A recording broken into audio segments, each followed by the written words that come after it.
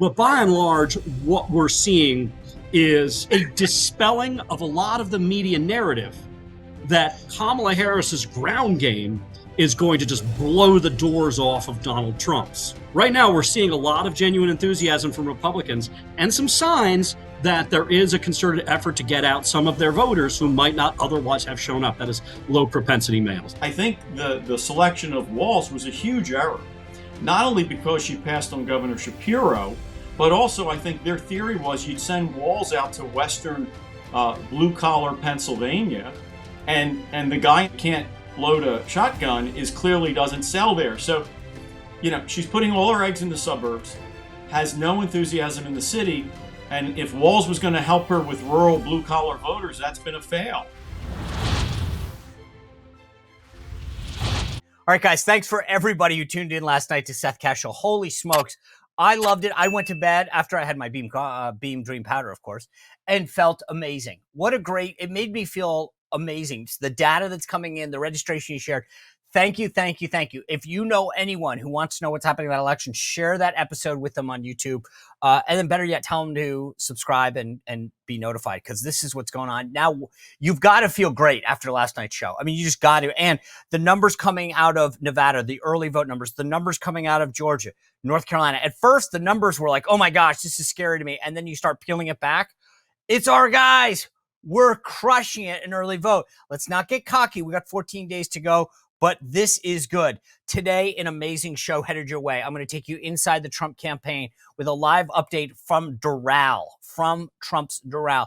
And then we're going to talk with one of the top strategists in Pennsylvania about what's going on there and where we head. By the way, big announcement. On election night, we will be live basically the whole night. Tune in here. We'll carry the whole thing, and then we will go live until midnight, maybe longer. So if you want to spend election night knowing what's happening, this is the place to be. We're going to talk about this long. And then tomorrow, Road to 270. Before we get going, you can tell I'm wired, right? I'm fired up. I'm ready to go. If you want to be fired up, ready to go, you know what you should do? Start your day with a little Wired to Fish coffee, right? Stop giving your money to places like Starbucks. Yeah, I name checked them because they don't like us. They don't like our values. Wired to Fish is amazing coffee. The beans come from Guatemala and Mexico. It tastes great, right? That's important. But I love better yet. It's not just that they want to make money, and I'm fine with that. You want to be a neutral company, be neutral. That's all I ask for. But what they do that's so amazing is they give 25% of their profits back to faith-based organizations and to clean water initiatives. Two things that I can get behind. I love when I can support something that supports things that I believe in. Wired to Fish coffee does that. And the best part is you get an amazing coffee too. So if you're a coffee lover or a snob, then try Wired to Fish coffee. Head over to Wired to Fish, the number 2, wired2fishcoffee.com, and use the code WeCare for 15% off. Have coffee that tastes great and aligns with your values. You can have it all. You really can. All right. I'm going to start this off with Marc Caputo. He's a national political reporter. He's covered it for NBC. He's now at the Bulwark. He covers Politico. You name it. He's been everywhere. He's based in Florida. He's live from Doral, and he's going to give us some insight to the Trump campaign, and then we'll focus on Pennsylvania. So without further ado, Marc Caputo live from Doral. Hey, Mark, good to see you. You're down there in Miami at Trump Doral, big event for Trump today, right? Right. It's a Latino summit or roundtable. It got postponed because of the hurricane, so they're back on today. So I'm a little frazzled. I apologize for the odd location. Don't worry. Look, you've covered Trump a long time. Yep. We're starting to see these early vote numbers come in. John Ralston, who's no friend of Republicans, reporting, sending off alarm bells in Nevada, Georgia, North Carolina. I was initially like, whoa, those are big numbers. What's the feeling among Team Trump about these early vote numbers so far? The problem with you asking me that question and me answering it is I talk to them often enough to where they have been super confident for about 3 weeks to a month now before the early voting began. And now it's just sort of stratospheric. And as you know, with a campaign, you always have to think you're winning. And even if you're not, you have to convince yourself you are. So I struggle with, to what degree is this looking like 2022, where Republicans had all these great signs in the polling and then lost? Or to what degree is their genuine enthusiasm really genuine and the data really indicative of how good things appear to be for them. But I got to say, it's been a high level of confidence for a while, and this has just made it stratospheric. Not saying that the confidence is accurate. But the difference is, don't you think the difference for me is that it's data based? It's not just vibes. It's not like, hey, we got a lot of yard signs up, we got a big rally. They're actually seeing early vote numbers come in percentages that we've never seen. I mean, I joked, I replied to one of your tweets last night when you said we've seen this movie before, and I said maybe it went directly to Netflix because I've never seen Republicans do this early in early vote. So what I was saying, we've seen this movie before, is in the early vote phenomenon, and being based in Florida, we had a lot of experience with this. We're one of the first states to really experiment with early in-person voting and absentee voting for a month, ballot voting, mail voting for a month, is that when that happens, and when one side leaps out to a lead in returns, we don't, of course, know how people voted, just the raw votes and people have showed up. The other side invariably says, oh, this is actually bad for the winning side right now because they're cannibalizing their election day voters. That is, they're stealing, they're robbing Peter to pay Paul. But the thing is that's repeatedly been said here in Florida at various times by Democrats about Republicans doing really well. And then it turns out they wind up being wrong, and Republicans just keep coming and coming and coming. Now, Florida is a red state, so I don't really know what the dynamic is relative to election day vote and the like in, say, Nevada, which was the tweet I was replying to. But by and large, what we're seeing is, for now, a dispelling of a lot of the media narrative that Kamala Harris's ground game is going to just blow the doors off of Donald Trump's, because Donald Trump had outsourced his ground game. Right now, we're seeing a lot of genuine enthusiasm from Republicans and some signs that there is a concerted effort to get out some of their voters who might not otherwise have shown up. That is low-propensity males. So that's probably what I could say most distinctly right now, but that could change in a few days, right? You know, it's funny, though, because the example that you brought up, I was on we call the morning meeting every morning on our YouTube channel with Mark Halperin and Dan Turntine. And I said, you know, the funny thing about this cannibalizing election day voters, which, you know, you aptly put, is taking someone who was going to vote and just moving their vote up forward. So it's the same vote, which is what really campaigns want to do, is get people who've never voted before to vote early. But the point that I made at the morning meeting was, the talking points that I had to use at the RNC for 2 cycles is the talking point that Dems are using now and saying, oh, well, they're just cannibalizing. And I think that, like, look, Republicans, maybe not in Florida, but definitely in Nevada and other places, we're election day voters by habit and tradition. Mm-hmm. So if you're seeing us vote early, at the very least, and this is the way I look at it, maybe it's just rose-colored glasses, is that at the very least, we're banking our votes, meaning that it's giving the campaigns more funding and more time to go after the low propensity voters, if nothing else. 100%. And that's ultimately the ball game, is you want certainty. And let's face it, there's some old voters in some of these states. Obviously, I say this as a Florida man. You want to get your people to vote before they die, right? In some cases I mean, if you have 100 voters or 100,000 voters or 10 million voters or whatever, and you're able to get 6 million of them to vote before Election Day, it's easier to turn out that remaining 4 million. Obviously, I'm just using kind of raw numbers because I'm not very bright and able to exactly recall the number of voters in the various states. But so far, the Trump campaign and the associated super PACs and super PAC, really, that's helped them, America PAC, the Elon Musk organization, they seem to be hitting on these cylinders. Now, what we don't know, and what's always talked about with ground game, is, like, to what degree is it really real, right? Like, ultimately, a candidate is what drives people to the polls, either to vote for him or her or vote against him or her. And to what degree is some of this the result of very sophisticated targeting and door knocking? We don't really know. But the anecdote I can share with you is a Republican pollster who I've known for a while, and who, up until 3 weeks ago, was sort of catastrophizing with me, saying, man, I would rather be them than us. About 3 weeks ago, this person doesn't work for the Trump campaign. He began telling me, like, things are looking up, like the trend is looking good. And having spoken to him yesterday, this partly comports with what Halpern has been talking about. I don't know if we're talking to the same guy. He said, look, I'd rather be us than them right now. Obviously, that can change. But that is the sentiment, not just in Trump world, but in these sort of broader Republican circles among people who know, not just sort of bullshit lists. Right. No, and I think that's right. I mean, I can tell when the Democrats are using talking points, defensive talking points, that's not a good place. And I've been there before. So I know what it's like to be on sort of trying to explain why it's not as bad as people think it is. Let me ask you this. You're down there at that Latino event. There's a lot of, some anecdotal, some public polling evidence that Trump is kind of getting into the Latino event, traditionally a Democratic base, as well as black men. What efforts do you see specifically from the campaign that are trying to reach out and grow that vote? I mean, we've seen it here. He's having a summit. Now, Miami is very friendly territory for Donald Trump when it comes to Hispanic voters, mainly Cuban Americans and to a degree Venezuelan, Colombian Americans, and the like. He also did Univision, a town hall, last week in Doral as well. And that was sort of, to a degree, entering the lion's den, although, as you and I know from, 12 years ago, talking about Univision, the way in which they're covering Republicans now has appeared to have changed. But nevertheless, it posed a certain amount of risk for him, but he did it anyway. They're running a fair amount of Spanish language ads, and they have various surrogates. What seems to be, with not just black men, but also with Hispanic men, the driver here is men. There does seem to be a sort of a gender gap here, and increasingly, we began to see it in 2020, Donald Trump appears to be eating into those once relatively comfortable margins with Hispanic Latino voters, and it's mainly among men, not exclusively, but mainly.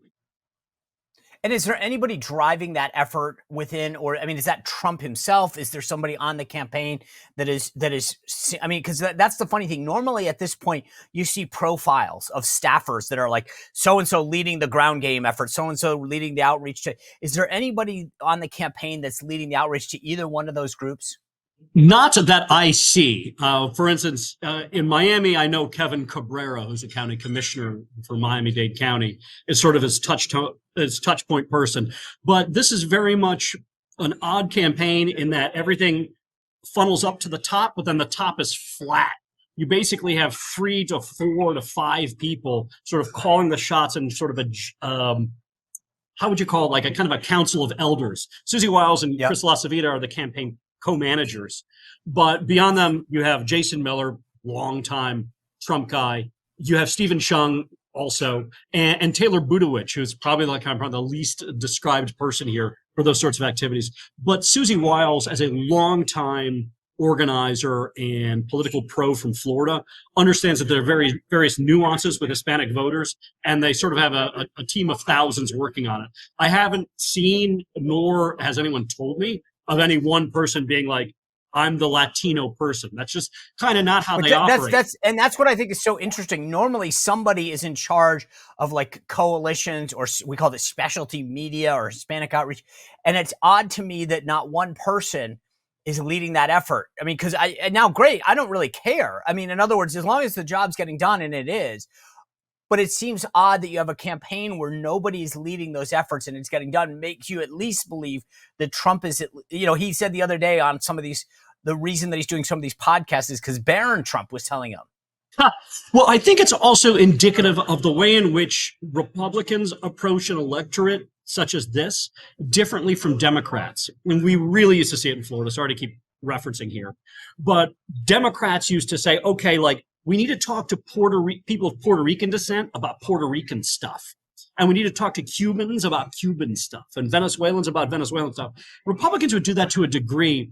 But with Trump, there's both sort of a cult of personality aspect to it, where this is the guy. You either like him or you don't, right? And also, here are the sets of ideas and ideals and policies that he stands for. And so there's not much kind of narrow casting to these various Latino groups or Latinos sort of more generally. A good example is some of their Spanish language ads. They are essentially, they're properly translated, Spanish language versions of English ads. The message is the same, the language is different. Yeah, which I'm glad to hear, because I think you described the difference in the parties perfectly. The Democrats view them like as a coalition to get to their winning. Trump and the Republicans, I think, generally are like, hey, you're an American, you share the same concerns about the economy and illegal immigration, et cetera, that everyone else does. Oh, sorry, go ahead. No, go ahead. One of my colleagues from Politico back in the day in 2020, she did a story before I did. Sabrina Rodriguez, she's now at the Washington Post. She hit on one of the things that really turned on Latino voters. And it wasn't just in South Florida. It wasn't just in Florida, but it was also along the Rio Grande Valley. And it was also in Arizona, which was a lot of the messaging from Trump was totally pro-American. And one of the things that's lost in a lot of mainstream media coverage of people who are immigrants or directly descended from immigrants is how pro-American they are. And the flag waving, and some would call it jingoism, of Donald Trump was very appealing to a subset and a growing, it appears, pool of Latino voters of various stripes, various places of origin, and in various states. You know, you mentioned you're obviously not just at this event in Florida, you're from Florida, you've covered Florida politics for a while. And I say that because you're outside the Beltway. And I think because of that, you see things differently. What do you think? You've worked at NBC, Politico, I mean, the Miami Herald, right? And what do you think a lot of your colleagues get wrong when it comes to covering Donald Trump writ large, like a big picture wise? Well, I guess this would be more of a general criticism of the concentration of news media political coverage in two rather democratic cities of New York and DC. And a lot of decisions on coverage are made sort of above their head and by editors and by committee. And sometimes they reflect more of the cultural biases of those places rather than sort of the broader sense of how people are perceiving things in the country writ large. I think a good example of that will be trans issues. I think I was the first reporter just a few weeks ago to notice, like, wow, Donald Trump is the first presidential candidate to launch a general election attack ad solely devoted to trans issues. And that's news. Like, when something is new, by definition, it's news. And they're putting real money behind it. And the other media, the other national media based in these two cities, at first didn't cover it. And then some of the coverage afterward was like, oh, they're trying this thing, but it hasn't worked in the past. No, they haven't really tried it in the past. But I think that's a good example of sort of cultural bias. You know, having worked at NBC especially, you get an idea of what flies in an organization and the things you're allowed to write about and report about and what things you're not. And one of the things at NBC was greatly frowned upon, for instance, was, hey, Republicans are discussing these trans-related issues because the polling shows that it's favorable for them. We just wouldn't cover that. Whereas we would cover abortion things, and I still do, which is Kamala Harris is talking about abortion because it's favorable to her. There is that sort of subtle bias that, you know, through standards departments and the like, it's sort of pressed into you by osmosis. Do you think part of it also is that you're living in these communities, talking to people? I mean, you're not based in New York or DC. You actually have neighbors that are sharing to you their concerns that aren't in a liberal city. Probably. I think that's part of it. I mean, the other thing is I'm old, right? I'm 51. I came up in a different era of reporting. And so... Be careful what you call old there, Caputo. I mean... Glad. I look older than you, though. And so, you know, my father was a reporter before me. My daughter is now entering the reporting field as well. You know, I was trained that you approach news events as news events. If there's a controversy over it, you tell both sides or you tell all sides, and then you try to synthesize that information. I think to a degree that's just sort of generally lost in a lot of mainstream media coverage right now. And partly that's a reflection of the fact that information structures, that political coverage, I should say, has been concentrated in these various cities. I mean, you saw the terrible way the mainstream media was covering a lot of the Columbia protests and a lot of the anti-Israel protests. Like, the amount of coverage about anti-Semitism and the problems with it on the left was sort of muted relative to how I think it would be had it been another group who had been targeted by protests and demonstrations. I want to switch back to the campaign for a second, but a lot of talk about potential event with Nikki Haley in the final 14 days. What are you hearing about, not just her, but anybody else that might join Trump? That is the only one. And so, pardon me if you can hear some dishes clattering in the background. I'm at the diner here in Doral. When I'm hearing about Nikki Haley's, they're still in talks to do it, but, you know, having it line up, it could be complicated. Now, why? I'm for once, I'm kind of speechless. There's, they need to make the venues work out right to work for everyone, as I've been told. I can't tell too much more. The plan Whoa. the plan initially was to have it work or have it appear on Hannity's show. And so if Hannity is dealing with it, he's obviously trying to make it happen. But so far, the schedules haven't lined up. But I'm told that the schedules are going to line up. It's likely to happen. Okay, so we can expect, but I would have thought it would be an event on stage. You're telling me that there's a decent chance that it happens on Fox on Hannity's show. It was supposed to be, the discussions have been, and they haven't been fully cut off, that it would be a town hall style on Hannity's show with an audience. And so, okay, I just wonder. I mean, yeah. Because I'm just wondering if you're trying to reach, and my view has always been that the media cares more about this than a lot of people do, meaning that I think the Washington Post and NBC will report on this more than it is, and then a lot of people probably care, but they want to see it. And if it's on Sean Hannity's show, will they actually report it? I mean, I think they will. Trust me, if there's a gaffe, they're going to report it. I mean, yeah, they're gonna report it. I mean, the reality is like Nikki Haley does occupy this unique figure right now in this campaign. It did much greater fashion.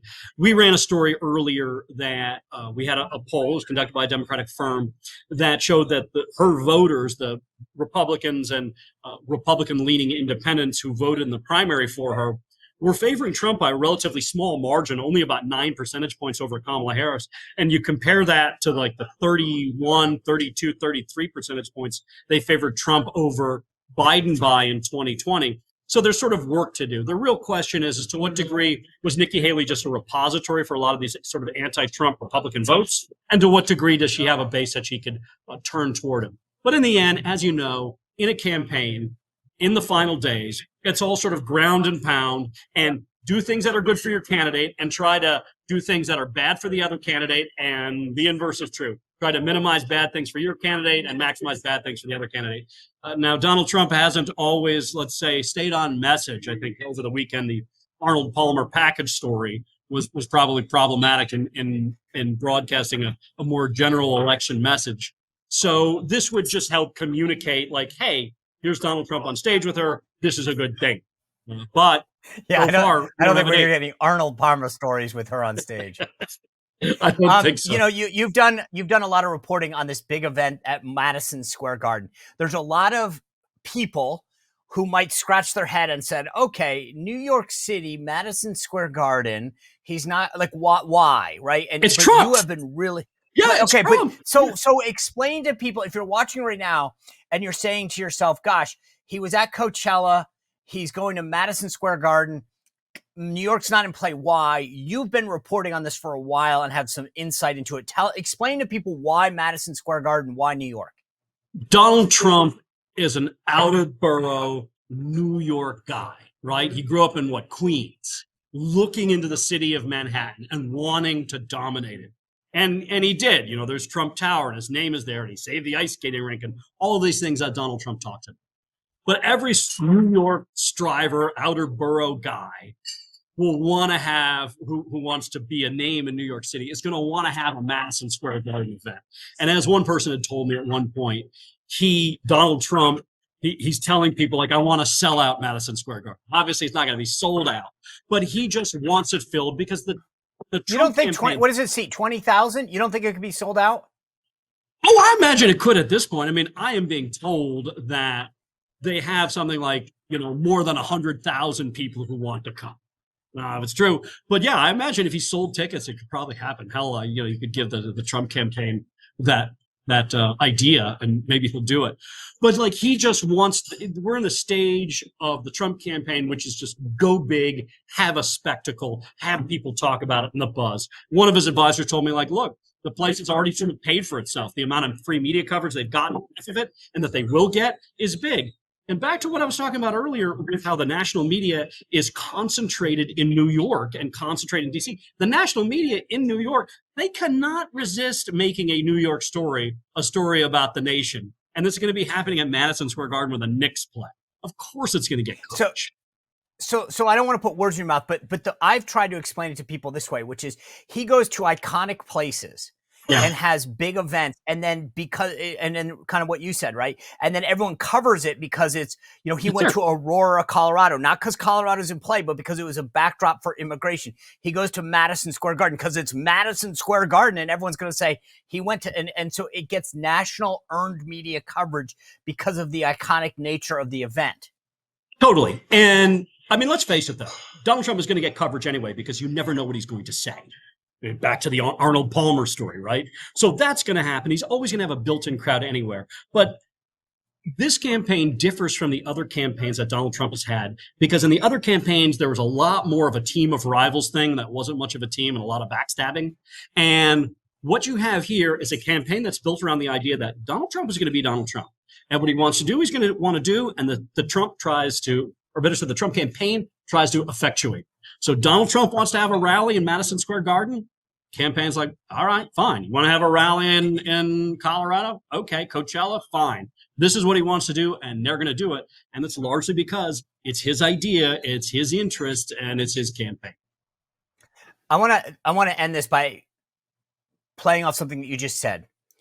I feel like 2016, and I don't mean to say, I was there, so I'm not saying it was a fluke, but I mean, I always say to people, it was like a Reese's peanut butter. Like we had the chocolate and the peanut butter, we got stuck together and it ended up tasting great, but no one knew it up until that time. And it worked, and we got him elected, and it was historic. 2020 to me felt very corporate. It was like, we're going to get a big building in Arlington, Virginia. Everyone's going to wear a badge around their neck, and we're going to have assistants in PowerPoint presentations. And it didn't feel Trump. This time feels like the perfect mix. It's like the porridge that's finally at the right temperature, which said this one's just right. Why isn't there backstabbing? Why isn't there a team of rivals? What is different now? I think it is by and large the leadership of Susie Wiles and La Savita and Tony Fabrizio. They understand how these things work. They've recruited people who are sort of selfless and more dedicated to the cause about it. And there are other people, and I'm not going to say names, but perhaps you can Google my name and some of them, who have a reputation of constantly stabbing other people in the back. And that has been minimized. Now, obviously, what you're saying here, maybe this is the perfect blend for Donald Trump. We're not going to know until after Election Day, right? If he wins, everyone's going to say it's perfect. If you lose, well, victory has many fathers, right, but failure's an orphan. All right, I'm sorry. Last question. All that being said, and with the feeling that people have, are people holding back with thoughts of a second term in terms of jobs, or is there already a lot of buzz about I want this job or this is who I'm going to support? Is that tamped down because of Trump, or is that really happening behind the scenes? That's happening behind the scenes. When I was in Milwaukee for the Republican National Convention, one of the Trump advisors told me, like, this is bad. We're starting to measure the drapes. We can't help ourselves. Like, we got a long campaign to go. And then voila, 4 days later, Joe Biden drops out of the race. Kamala Harris ascends. Everything goes chaotic. Now the Trump campaign is back to feeling great. And it's just unavoidable to think, like, okay, like, who's going to be press secretary? Who's going to be chief of staff? Who's going to be Department of Homeland Security director, right? Like that, or secretary. That inevitably happens. And yeah, that's happening. Okay. Marc Caputo, thanks for joining us live from Doral. I hope they have a great event. I continue to appreciate your insights, and we'll check back in with you on the trail. Thank you, Sean. All right, what an insightful conversation. But now we're going to turn to Pennsylvania. 19 electoral votes at stake. Guy Ciarrocchi has done it all. He's run for Congress. He's been the chief of staff to top politicians in the state. He knows what he's doing. He's a columnist at Broad and Liberty and a columnist for Real Clear Pennsylvania. He understands the state probably better than anybody. He's going to join us and tell us where the race stands. Before we do that, I told you before about Wired to Fish coffee. What do I do at the end of the day? I have Beam Dream Powder. I'm telling you, if you have trouble falling asleep or staying asleep, join me. Last night, my wife, we were trying to coordinate stuff. My wife was like, we might have to go pick up our daughter. But before I did that, I was like, well, then tell me when to have my dream powder. Because 30 minutes later, I'm ready for bed. It's got magnesium, melatonin, reishi, apigenin, all the key natural, keyword natural ingredients in an amazing, that one is the cinnamon cocoa, or there's the brownie. I'm on the cinnamon this week. I'll probably switch to the brownie next week. But I'm telling you, 30 minutes after it, one scoop in a cup of coffee, get it going, put it in the microwave for 30 seconds. It tastes great. It's like your evening cup of tea, but instead it's amazing and it's got all these natural ingredients. You will go to sleep, stay asleep, and wake up feeling refreshed. Athletes, professionals all over the world are taking this stuff, and you can too. If you go to shopbeam.com/Spicer, use code Spicer for up to 40% off. But trust me, if you have trouble falling asleep or staying asleep, and I know the difference. If I'm traveling and I skip it, believe me, I feel it. The nights where I really need a good night's sleep, I never, ever forget my Beam Dream Powder. Check it out, shopbeam.com/Spicer, code word Spicer for 40% off. All right, Guy Ciarrocchi, here we go on Pennsylvania. Guy, thanks for joining us. Really appreciate it. Sure. Happy to be here, Sean. All right, let's just start off with, give me the lay of the land. Where do you think the race is in Pennsylvania right now? Sure. It's for your viewers, it's been a 1-point race twice. 2016, President Trump was successful by a point. 2020, President Biden won by a point. I think we all went into it expecting it to be razor close. It is. So I've been talking about incremental movement. You would have to be not in Pennsylvania, but in Mars to not realize that there's been incremental movement the last 2 weeks towards President Trump. So as we sit here with less than 2 weeks to go, I'd rather be President Trump than Vice President Harris for many reasons, but because I think the momentum is moving in his direction, and I think you can sense that on the ground, and you can sense it in the way they behave when they're here. All right, so let's start with the pro-Trump stuff. Why is the momentum with Trump? I think for a few reasons. One is at the end of the day, his message is focused on what most people are honestly talking about at their kitchen table: the economy, crime, illegal immigration, and the fact that the world seems chaotic and unsafe. That's the things that he's been talking about, and that's where he was successful. I think also is he's playing in each area of the state. He's campaigning in Philadelphia. He's meeting with African American and Hispanic voters. He just held a town hall a few miles from me in Montgomery County, which is one of the Democratic bastions. And he and J.D. Vance have been in rural Pennsylvania. So you see him in city, suburb, and rural, whereas it appears to me that Vice President Harris is putting all of her eggs in the suburban Philadelphia vote. It's where she keeps doing these quote unquote town halls that really aren't town halls. The last one yesterday is about 2 miles from my house. So I think you see that, one, President Trump's message is the message we talk about at our kitchen tables, but two is he's campaigning everywhere, and she's putting all of her hope in suburban voters, and I just don't know there's enough there for her to move. Okay, so let's flip the coin then. What is she doing that is not working for her in Pennsylvania? I think two things. One is she's taking the African American vote in Philadelphia for granted. She's rarely been there. And candidly, something that's more, your wheelhouse of expertise is that she hasn't agreed on a message. I mean, on the one hand, either it's that Bidenomics is working, which clearly no one in Philadelphia believes, or that she now gets it because she's a middle class, grew up in a middle class family. So one, she hasn't spent enough time in Philadelphia. She hasn't walked the neighborhoods. She hasn't been seen there. And her message is off. And the second is, I think the selection of Walz was a huge error, not only because she passed on Governor Shapiro, but also I think their theory was you'd send Walz out to western blue-collar Pennsylvania, and the guy in the flannel suit that can't load a shotgun clearly doesn't sell there. So, she's putting all her eggs in the suburbs, has no enthusiasm in the city, and if Walz was going to help her with rural blue-collar voters, that's been a fail. Despite we're a 50-50 state. She spent $1 billion. It's a horse race, but I think President Trump is a nose ahead. Yeah, I love the Walz thing, dude. I love the fact that guy goes out hunting. He looks like he swung by a Bass Pro Shop on the way out and they handed him a gun. It's like if you're going to tell people, I drive around with a gun in my truck all the time, and then you can't load it, you look like a moron. Yeah. It's like he wanted to dress up as a man for Halloween. Yeah, I mean, you have the feeling that, if you were there and you were directing that moment with, you imagine that at the last second you were yelling to an intern, cut off the tags, because the tags were. Dude, that's actually the best. I may steal that from you, guy. I love that. I mean, I really did. I was trying to figure out what I was missing about that moment, and you just put your finger on it better than anybody I've ever heard. It's literally it's Dukakis in the tank, but it's like literally they ran out of Bass Pro Shops. Like, put this on, put this on. Here we got a reflective vest. Right. No, I mean, and I appreciate the compliment, but really what comes across there is that neither of Walls or Harris are authentic. Right. Right. I mean, at the end of the day, goes back to, one of the things, right or wrong, about even President Bush, but you had the sense that he was comfortable in who he was. Candidates that are comfortable are relatable. I mean, President Trump doesn't go into Western Pennsylvania or Appalachia and say, gee, I know what it's like not to know if you can pay the bills. But you know that there's an authenticity when you talk to him eye to eye and say, I have a hard time doing that. He knows that because he's had people working for him. He's been out and about. He meets with real people.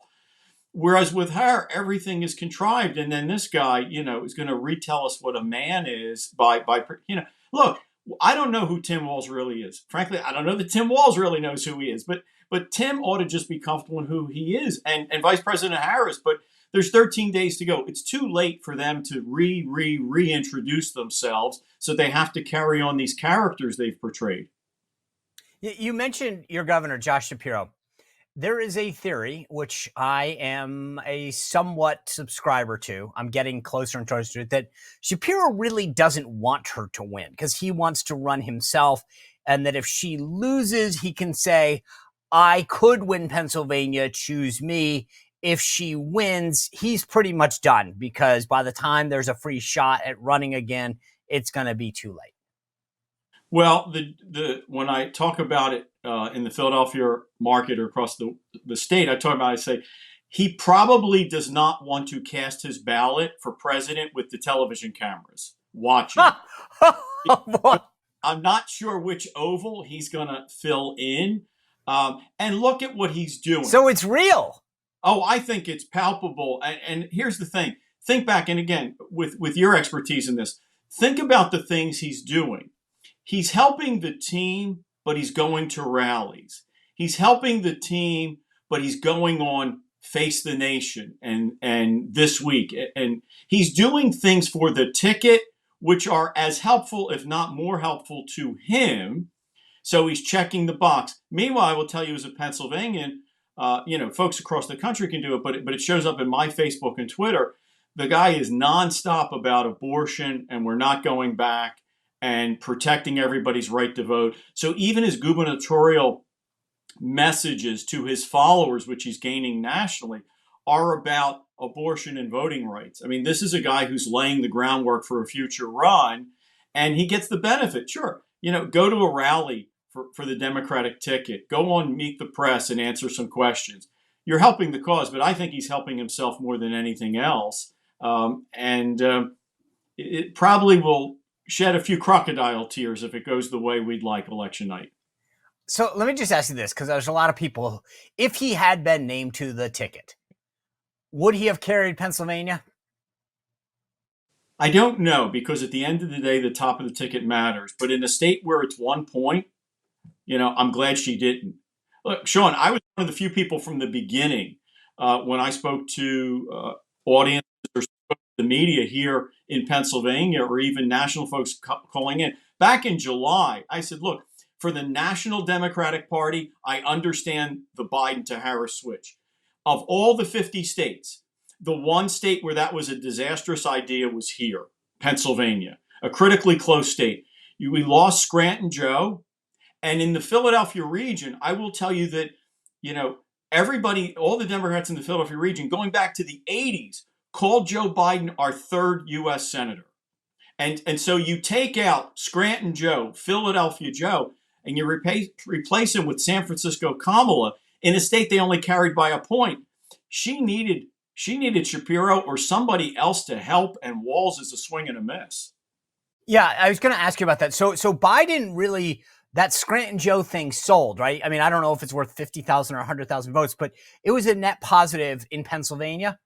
Sure. And in the suburbs of Philadelphia, again, he's been on our television since the 80s as a president. Um, and here's the other thing. When those of us on the conservative side were concerned that the Democratic Party was lurching left, a lot of things that you could say on behalf of President Trump in North Carolina or Georgia or Michigan, you couldn't really say effectively in Pennsylvania because nobody in the Philadelphia media market, nobody in the Lehigh Valley, Allentown, believed, I don't say nobody, but far less people believing you say Joe Biden's becoming a captive of the left. We've been seeing him on television for 4 decades. He's been to the Eagles games. He's been to the Phillies games. It is not a hard sell to say that Kamala Harris is a captive of the left. And again, in a state where 1 point moves, it was a very risky proposition. And I think losing Biden, running with her, swing and miss with Walz, no connection in Philadelphia with black and Hispanic voters. Again, I'd sooner be Trump than Harris, but it's still a razor close state. But right now, as we say, if the election were held today, and we do have early voting going on, I'd rather be President Trump because I think that's where the majority is going to land. So what do you make? I had Seth Keshel on my show last night talking about registration in Pennsylvania. I've talked to Scott Pressler about registration in Pennsylvania. What is the trend that you see in terms of like, should we, I believe that based on the registration numbers and some of the early vote numbers, I'm very bullish on that. What does the data suggest to you? Yeah. So in 2020, which was a different time, a very different time, but in 2020, Joe Biden was ahead in Pennsylvania, 1.4 million votes before the polls opened because of mail-in voting.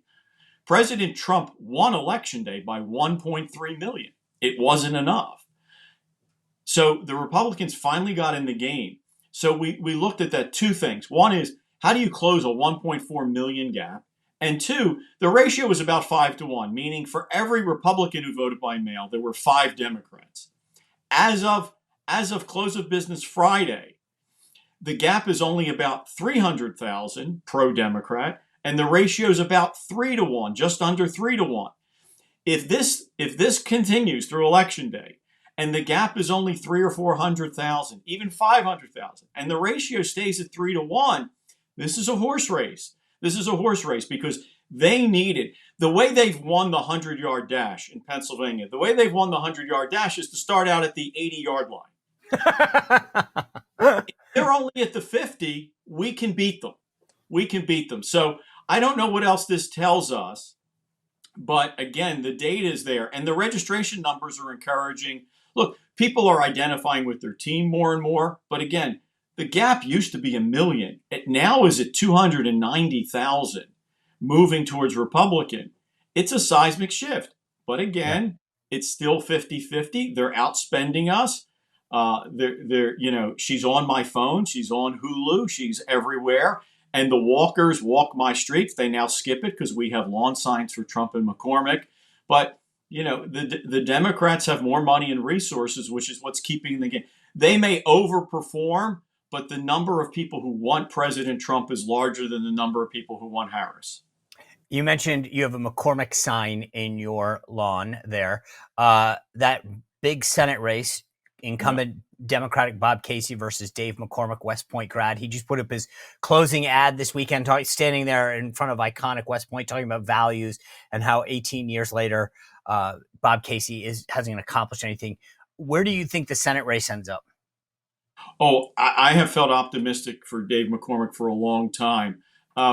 Bob Casey, the last time he held a private sector job, Bill Clinton was in the White House. Literally. He's not only been our senator for 18 years, but prior to that, he was state treasurer and state auditor. He has not held a private sector job since Bill Clinton was in the White House. He's been in the Senate 18 years. In his ads and in the debates, he never once said, I helped pass this bill or I saved this project and life in this community is better. It has all been about attacking Dave, which told me from the get-go they were in trouble. Here's the other reason, is that, again, you understand this. Bob Casey's been He's from a family where his dad was governor. Caseys have held elected office in this state since the 80s, almost without interruption. He has never broken 50%, even when he was ahead, and we're now seeing it. My point is this, again, you understand. If you've been in elective office for 3 decades, and your family's been in office for 5 decades, if you can't get to 50% by now, you ain't ever going to get to 50%. If you haven't made your sale by now, you're not going to make it. And here's the last point. If your audience doesn't believe any of the data I said, here's this. Starting last week, Bob Casey ran ads saying how he agrees with President Trump on the border wall, and he showed pictures of President Trump. So all of a sudden, President Trump is not this serious threat to democracy. He's somebody to hug. That tells you everything you need to know. Senator Casey's in trouble. He is so desperate that now he's hugging President Trump, trying to get his coattails. I'm so glad you brought that up. I mean, four Senate candidates, all three blue wall Dems, and John Tester out there in Montana are all now talking about working with President Trump. I mean, it's amazing. I like the way you framed it, though. If he's such a threat, why are you so proud of the work you did with him? Guy Ciarrocchi, thank you for being with us. Pennsylvania, obviously critical, 19 electoral votes. I think whoever wins Pennsylvania, I think Trump wins big, but if you win Pennsylvania, it's over. Last question real quick. How soon will we know who wins Pennsylvania? I don't know. It may take us at least until the following week. Yeah. Well, but if we win, so we can run up the score then, right? Right. Yes. Well, we by the time we do mail-ins and by the time we allow for overseas ballot, now your viewers can help. I mean, if we win this by 6 figures, if President Trump's ahead by over 100,000, then all of this, counting mail-ins and provisionals and overseas, it doesn't matter. If this is over 100,000 or under 50,000, it will be the following week. Okay. All right. Then we got to swamp this thing. All right, guys. Ciarrocchi, thanks for being with us, guys. Great conversation today. Remember, tomorrow is the road to 270. You're not going to want to miss this. A lot of amazing updates, including what we learned today about both Florida and Pennsylvania. So you're going to want to tune in and hit that notification button. We'll see you back here tomorrow. And reminder, hit that notification button because we're going live. We got a big election night coming your way. Well, if you enjoyed this content, make sure to like this video, subscribe, and click the notification bell to get more.